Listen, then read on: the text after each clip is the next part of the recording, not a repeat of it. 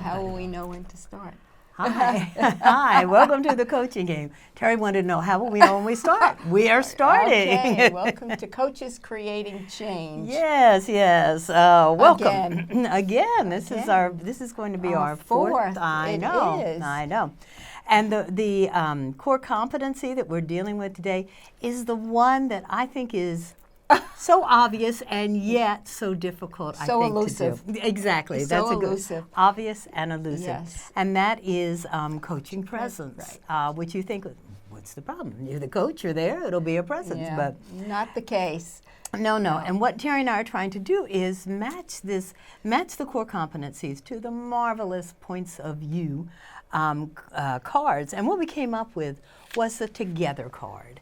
And I think that'll make a little bit more sense once we start talking. But that was the one we said, you know what, I think this is the one that's going to get the message across. Yeah. So what we want to talk about is, how do you show up as a coach? And not even really how do you show up as a coach, but how do you show up, I think, in life. In too, life, right? absolutely. Yeah. So just to reiterate, our first one was journey. Right. The second was establishing the agreement. Last episode was Terry's favorite. Co-creating the relationship, starting with trust and intimacy, creating trust and intimacy in a relationship. And now we're on to the second part of co-creating the relationship, called coaching presence. And I'm going to read. Sure. So we set the stage. Okay. So we get it right. Mm-hmm. Yeah. So being fully conscious and creating spontaneous relationship with clients, employing a style that is open and confident. Okay. And you want to talk about what ICF feels this is all about? Yeah, they've got several. They have 8 markers actually, right. and what we're saying, markers are how you can tell if indeed coaching presence has taken place. And they've got 8 different categories within coaching presence. The first one, you want to take that? Sure. Coach acts in response to both the whole person of the client and what the client wants to accomplish in the session. What I think that means is, it's like, okay, if your client comes to you and says, my goal is to lose weight. Okay, you're all going to have those clients, believe me. And so, and you're coaching and you stay focused on the goal, but you don't really concentrate on what the person's saying. And the person as a whole who says, I've done this 100 times and I can't. Mm-hmm. So I think you have to respond to the person. And she could also be saying, oh, and plus my mother's sick in the hospital and my dog died. You know, and you have to. Right. You have to consider all that, right? Right. So it's looking at, they come with perhaps one specific thing, which is losing weight. Well, when you start to really unravel the whole concept, it's a lot more than that. And, and it's what we look at as the small agenda. It gets you through the door, but it's not the big agenda of the whole person. What are they really saying here?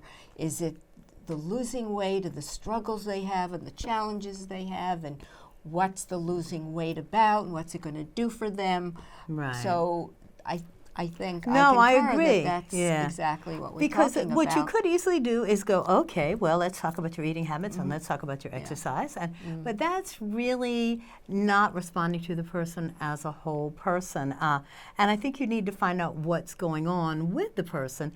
I look at it like when my clients come to me and say that my problem is, in my head I go, that's your symptom. What's the source? Right. Let's go for the source and see. You're giving me a symptom, and that's great. That's how we start figuring out what's going on. Right. But really, in order to get to the source, you've got to know the whole person. Exactly.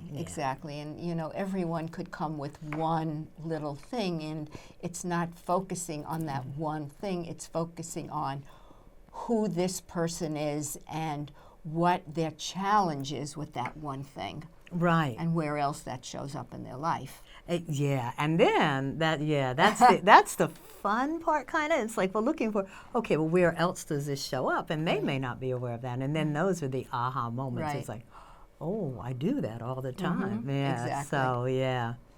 So the next one is coach is observant, empathetic, and responsive.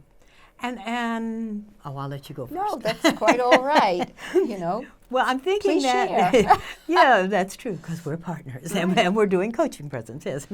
I'm thinking that if someone says, well, certainly if your client starts crying, then I think you need to respond to that. It's not like you just, and maybe that you're going to let them do that in silence, but you want to respond to that. Or if they go, yeah, with a big sigh, you got to check that out. It's like, what's that sigh? Yeah, What's that hesitancy It's for, right? Right, and that's where coaching presence comes Exactly. in. That it's about being with the client.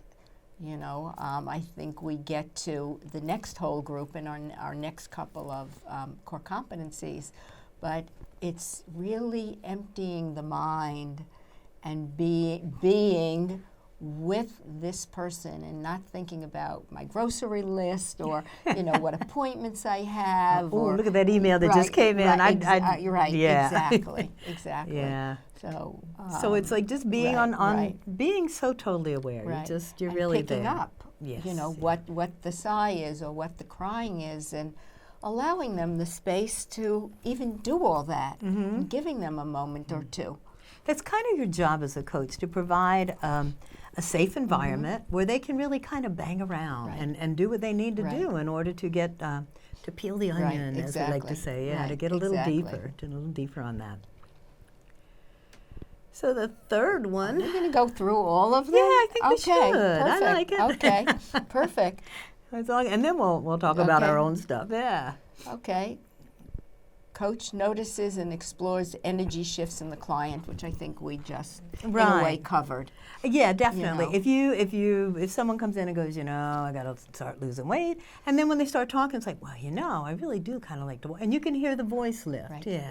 Or you can hear, a little bit more enthusiasm. Then you notice, and you need to go, well, where'd that come from? Right. What's making you, what's motivating you right now? Exactly, because I know I coach by phone. Yeah, and most coaches do. So you have to, be able to pick up on the nuances and really listen to the voice. And sometimes it's resonating and sometimes it's in dissonance. Yeah. And being able to, again, see what this is and what are they raising their voice and, that resonance, and where are they going low, and what's there for them. Yeah, So. yeah. And what's happening during the whole process, because you're trying to make things happen for this client. So, yeah. Another one is coach exhibits curiosity with the intent to learn more. And I think the intent to learn more is important. It's like, why are you asking that question? And what are you going to do with the information once you get it? Because I've had people ask me questions and then they just go off on another subject and I say, well, why'd you ask me? So what's your intention? And also, the curiosity. I don't think there's a better word for a coach than be curious. It's actually one of the cornerstones. Yeah, definitely. CTI is. Oh, is it curiosity? Yeah. Being curious. Always, wonder what that's about. And sometimes in the coaching, there are many paths one can take. As a coach, we could pick up on one, and then there could have been 2 or 3 others. Yes. But you can't do all of them. So you have to be willing to see where it goes and be in the dance, if you will, with your client, and dance with them and where they go, because it's their agenda, it's not ours. Well, yeah, and a lot of times when you hear, we'll just keep using, I want to lose weight, and you'll say, okay, well, but at the end of this session, I want her to have a whole plan and blah, blah, blah. That may be not what she wants, though. Exactly. So you've got to gear it to it. Let me ask you if you have this problem, though, because I was raised down south. I have a lot of problems. Well, okay, go ahead. I was raised down south where it was like, mind your business, don't ask that. I have trouble being curious. Do you have that trouble? I don't think you do. You're very outspoken. I have been told that, forget with clients, but in general, when I, meet people, I'm very curious, and sometimes it's offensive to people. Ah, yeah, and see, and that's how I was taught. That's not your business. And it's not about, it's just getting to know somebody. Right, You're so trained, and because I coach on the phone, a little side note, I sit with a pen and a paper, and I listen and I write, and sometimes if I see a thread, I make note of that, and then I might come back and say, so what I've heard is blah, blah, blah, and it sounds like there could be blah, blah, blah. What are your thoughts about that? Good, To try and pull the thread, because clients don't always know. They don't listen to themselves. They really don't. Well, yeah, and there are also like beliefs and assumptions. It's like, well, okay, this is how it is. Right. And you keep going, well, but maybe not. Right. I just hear you saying that, but is that really how it is? Exactly. So yeah, they're into a pattern of what of course. they They will, and it doesn't matter. They'll do that pattern with you, and that's the whole key of coaching. And listening, is being able to help them. If something comes up, I might say, so where else has this shown up in your life? Mm-hmm. Oh, everywhere. Exactly. Oh, it happens all the time. I don't know what's wrong with everybody. Yeah. Then you have to kind of direct it inward. Yes. Okay. Where are we? We are on the 5th marker already. Yeah. Wow. Coach partners, which I love, with the client by inviting the client to respond in any way to the coach's contributions and accepts the client's response. So it's about partnership. Yeah, and together. Exactly, and that's why we chose the together card, because it's like, okay, I mean, you can myriad ways to look at that. Yes, absolutely, and it's like, okay, we're going to work together to solve this problem. Here, it's people under umbrellas sharing and getting through the rain together. And separately. Yes, So we'll get to that. Yeah, definitely. But ICF has become very aware of partnering, and it's like, and that's really what, it's not your session, it's not the client's session, it's together, it is the two of you having this session, and you've got to be a partner to the person. Right, and I've been using that forever. I always say we partner to help you get to where you want to go. Good for you. I just started using it when really? when they I've got been really using crazy it for a about long it. time. Yeah. And I always say, you do the work. I'm really the facilitator here. So whatever you do, they'll say, thank you. And I say, I really didn't do it. It was you. Yeah. That made the changes or looked at things that, will help you move along in life. Right. And what this is, it's like, okay, you're partnering with the client, but you're inviting the client to just respond to whatever you're saying, whatever question, without you don't care what they say, you just want to hear what they say, but you don't care where it goes, because you're willing to go with the client, so you're partnering. Right. And the one before that I wanted Terry to read, but she skipped, was Which one? Coach partners with the client by supporting the client to choose what happens in the session. Oh, okay, I missed that. That's okay. Okay. And that, I think, is brilliant, because sometimes when you're coaching, you'll hear like Terry said, there's a myriad of things going on, and it's like, oh, which way should I go? What ICF is saying is, well, ask the client. It's saying, I hear that you want to lose weight, but I also hear that you have trouble sticking to a plan. Which way do you want to work? What do you want to work on first, And letting them decide. It takes the burden off us, which I love. Yeah. Exactly. Yeah. Sorry about that. That's okay. Okay. We're up to 4-7? 7 now, yeah. Okay. Coach partners with the client by playing back the client's expressed possibilities for the client to choose from, which is exactly what we were talking about. Or if the client's trying to make a decision, then put the options on the table and go, here are your options, which one, or... And looking at the options and saying, okay, there's this. What does this mean? What does that mean? What does that mean? And, one of the things I do a lot is, so here's, this is what I hear. here are some insights that I might have. And if they land, great. If not, throw them away.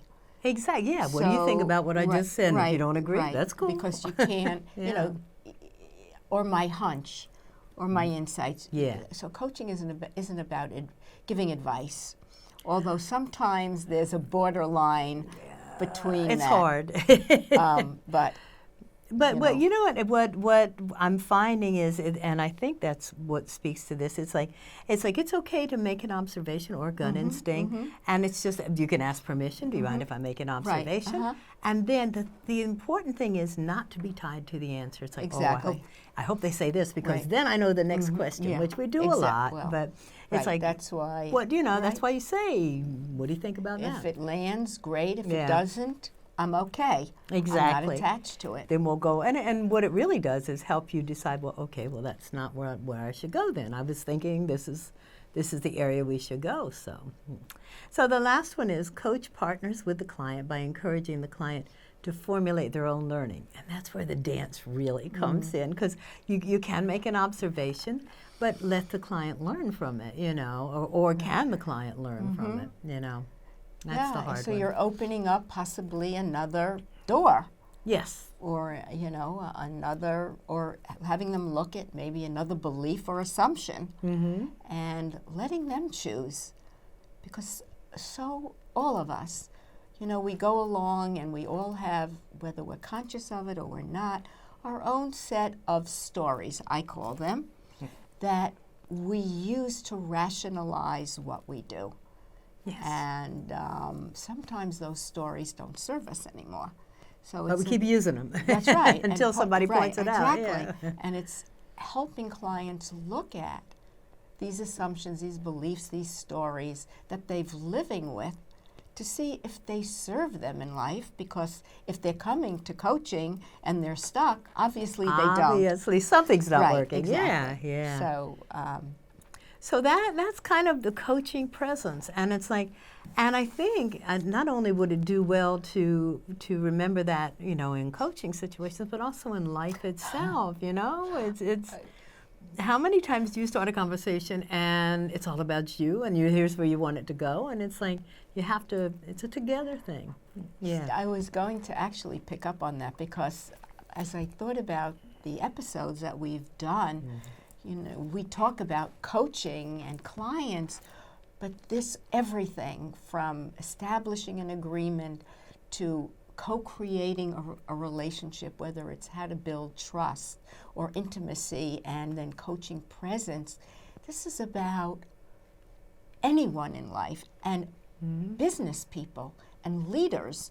All of these are so important in being a good leader, because having all of these tools helps you in how you manage and what you create in your organization and the teams you work with, and also in any other form of business that you're in, as well as personally.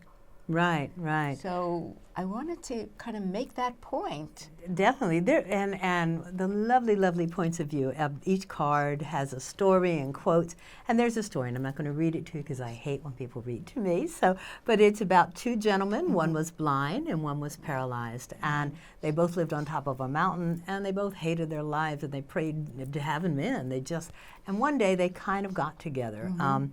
And they told each other their stories, and they complained and they moaned. And then one of them decided, you know what, maybe together we can do this.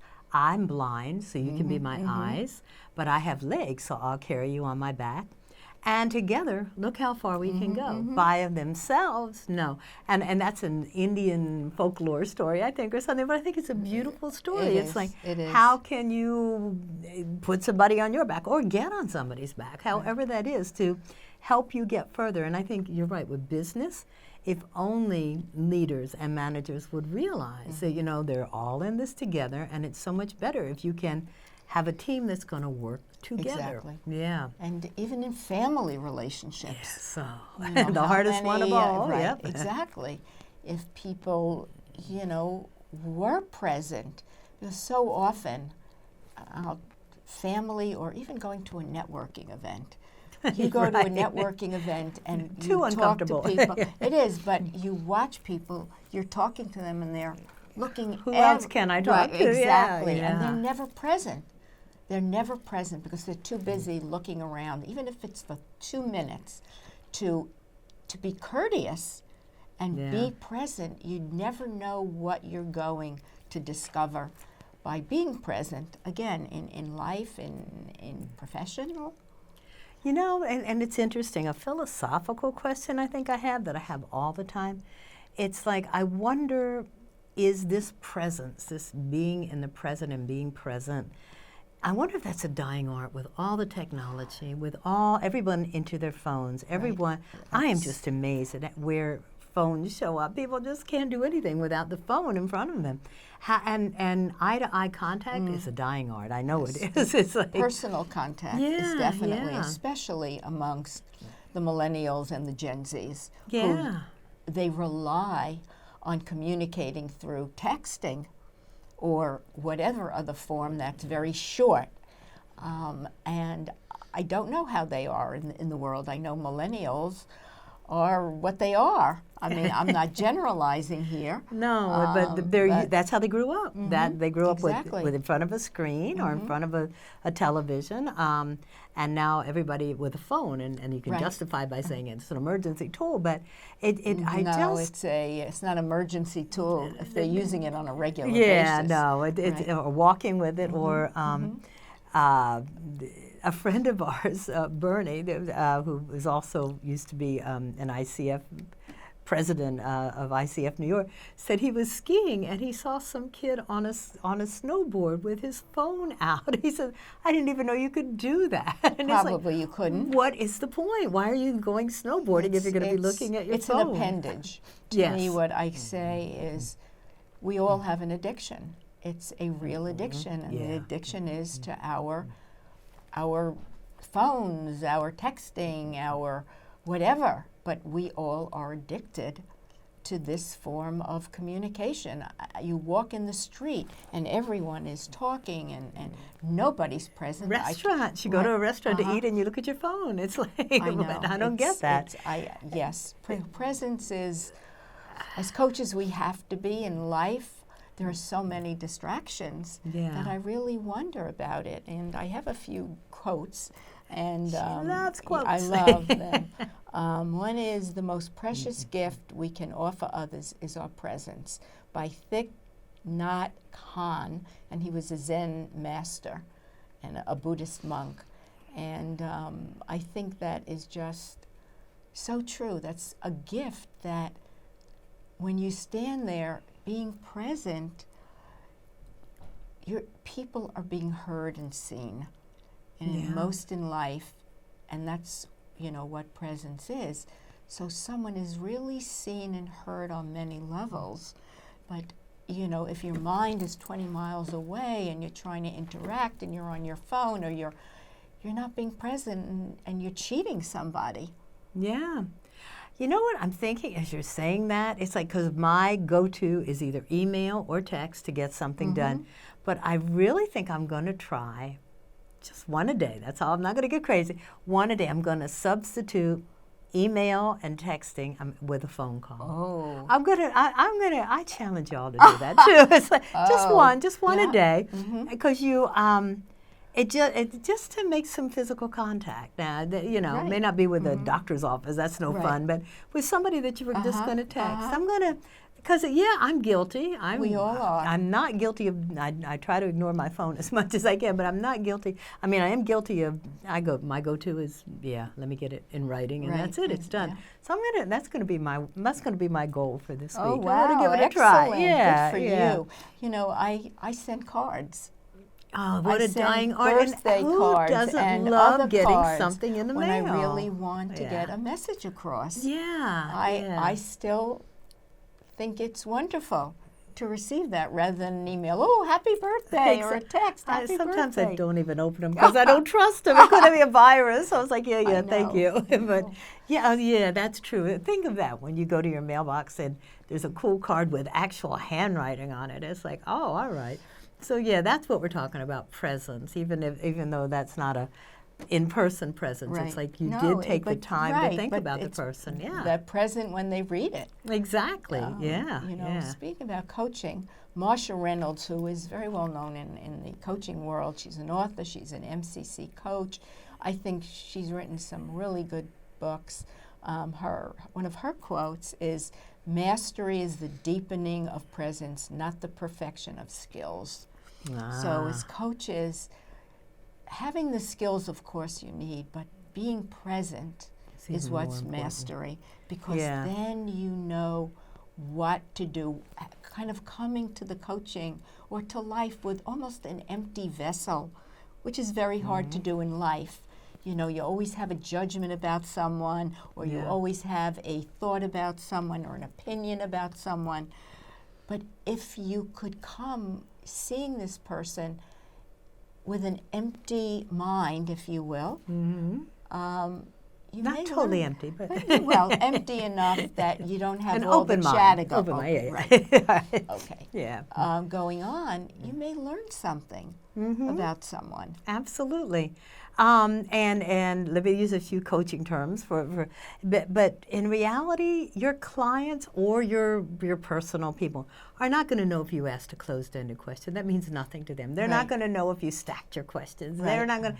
What they are going to know if you're really listening. If, Right. like you, Terry says, you're over here and you're over there, they're going to know you're Of not course, interested. of course. So the presence, I agree with Marsha 100%. It's like, yeah, that's got to be the skill that you're really looking for, the Exactly. mastery of Exactly. just being there. And it sounds easy, but it's not. No, it's it's not. not. You just have to practice. I'm gonna do that. And I have one more quote. Okay, let's go. This is great.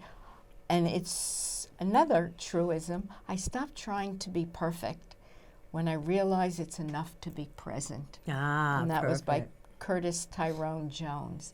So we all are looking to be perfect, that we have the perfect words and the perfect this. How are we going to come across? Are we going to sound smart? Are we going to be right? I don't can't wanna do be this wrong. until right. then, all that. Instead of just trusting your own being and being present, because when you're present, you know what to say. Yeah, yeah. Yes, and so I'm thinking Terry, we'll have a little fight later. Terry thinks trust and intimacy is important, but I think presence is important. I agree I think too. they're all important. They're all actually. important. Yeah. And I do think these two are extremely important. Yeah, I think they go in the hand whole in thing. hand, Right. truthfully, yeah. All right, we're Well, out of we're time. out of I time. want to Wow, thank this you was- again. This was great. fun. Yeah, And, definitely. Tune in for our next one. Our next one will Coaches be Creating Change. Yes, and we'll be doing some active listening. I don't know how because we like to talk a I lot, know. but we'll figure it out. Right. We'll listen to one another. Exactly. Thank you, Oh, Terry. thank again, you, I wouldn't want to Laurie. be creating change with anybody else. Thank you. Same here. Thank you. Thank you.